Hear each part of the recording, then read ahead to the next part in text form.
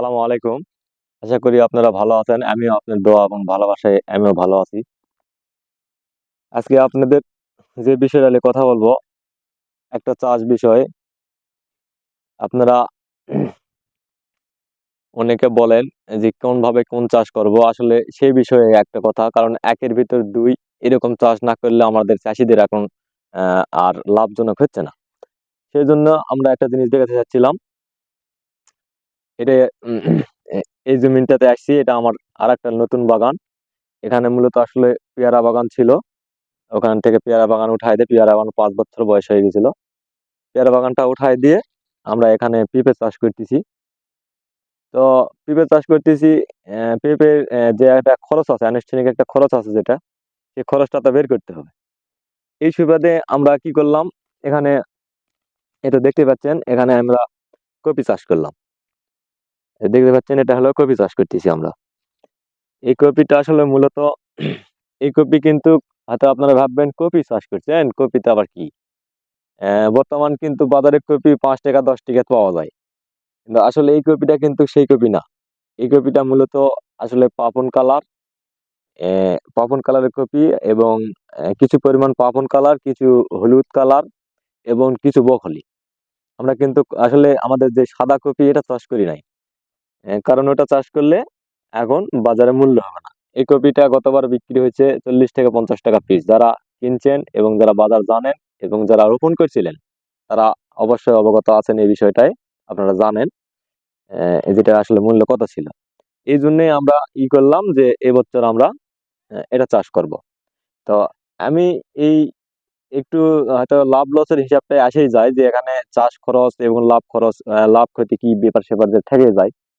সেই সুবাদে যদি বলি, তাহলে আমাদের এই চাষটাতে আমাদের খরচ হইছে, ধরেন আমরা তো পেঁপে চাষ করব। পেঁপেতে তো আমার যা খরচ হওয়ার তা হবেই।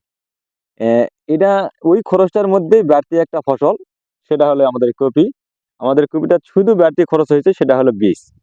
এই বীজ ছাড়া আমাদের বীজ বা চারা যেটাই বলেন, এটাই শুধু খরচ, আমাদের বাড়তি কোনো খরচ নেই। আমরা পেঁপেতে যে সেচ, খাবার, সার, কীটনাশক যেটা ব্যবহার করব ওটাতেই আমার এই কপিটা হয়ে যাবে।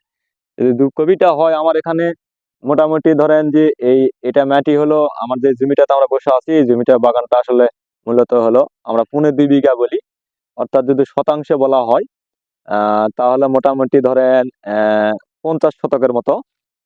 এই ৫০ শতক জমিতে আমাদের মোটামুটি এটা একটু ফাঁকা, ফাঁকা দেখতে পাচ্ছেন অলরেডি। অনেক ফাঁকা, ফাঁকা করে লাগাইছি আমরা। তারপরে আমার এখানে মোটামুটি ৩,০০০ মতন গাছ আছে। যদি গত বছরের বাজার ইনশাআল্লাহ পাই, তাহলে ৩,০০০ গাছ যদি হয়, তাহলে মোটামুটি কিন্তু আমরা ৳৩০ থেকে ৳৪০ করে যদি একটা পিস বেচতে পারি, বা ৳২০ ন্যূনতম যদি বেচতে পারি, আমরা কিন্তু এখান থেকে একটা ভালো টাকা আয় করতে পারবো। যা দিয়ে আমাদের পেঁপের যে প্রাথমিক খরচটা, সেটা কিন্তু আমাদের উঠে আসবে।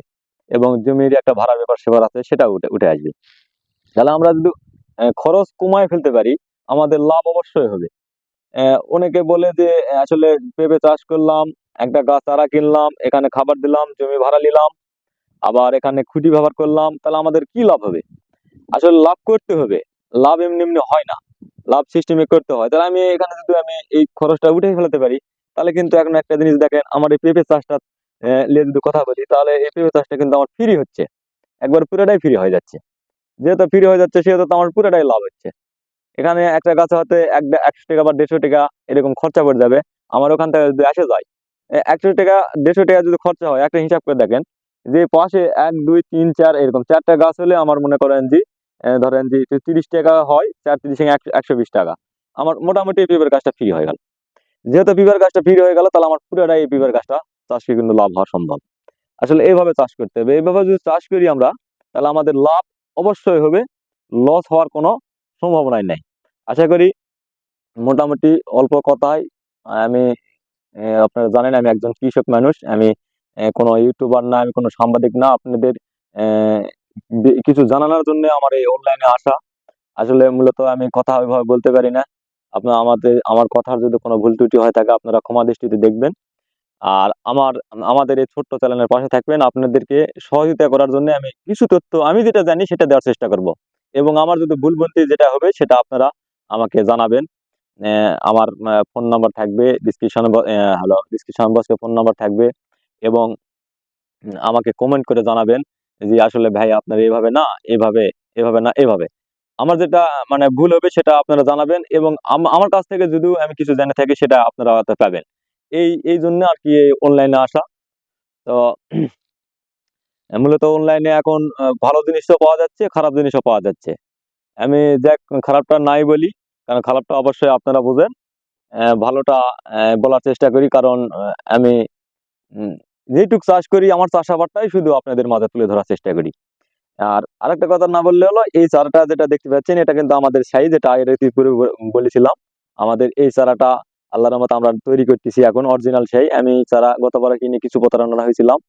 আমি নিজেও কিনছিলাম। সেই সুবাদেই আমি আরো যেন ভাই চাষী, নতুন চাষী ভাইরা যেন প্রতারিত না হয়, সেজন্য আমি এই চারাটা নিজে তৈরি করতেছি। এটা আমার নিজস্ব চারা। অল্প কিছু চারা আপনাদের জন্যও তৈরি করছি। অলরেডি যারা লিছেন এবং আরো ভাইয়েরা নিবেন, ঠিক আছে? তারা আ এই চারাটাই পাবেন ইনশাআল্লাহ। আর এই চারাটাও আমার এখানকারই তৈরি করা, আমার নিজের হাতে তৈরি করা। আপনারা ইতিমধ্যে হয়তো দেখছেন যে আমাদের পলিনেট হাউস, উন্নত মানের পলিনেট হাউসে এই চারাটা তৈরি করা।